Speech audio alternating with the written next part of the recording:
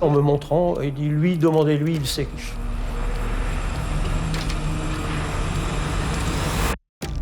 Il est arrêté, menotté, le dos sur le mur d'une église. Il n'y a pas de violence. Il n'a aucun document sur lui et il refuse de donner son identité.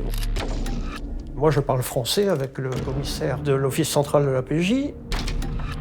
Il dit en français aux Portugais qui étaient autour de lui, en me montrant, il dit « lui, demandez-lui, il sait qui ».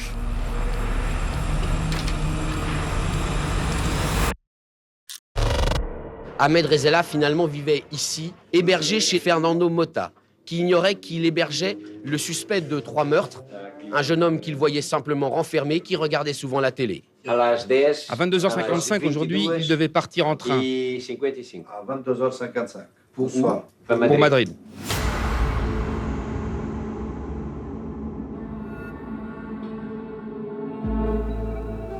Sid Ahmed Rezela, donc, conformément à la procédure portugaise, est placé en garde à vue, il est tenu à disposition. Nous, on espère qu'il va répondre aux questions qui lui seront posées. Il ne dit rien sur les faits. Il ne parle pas. Tant qu'on discute de banalité, il n'y a aucun problème, il est souriant, il est décontracté. Mais lorsqu'on attaque les faits, quand, pourquoi, c'est terminé. Et on sent même à certains moments bouillir la cocotte minute. On le sent monter, se crisper, et on sent potentiellement qu'il peut avoir une attitude violente.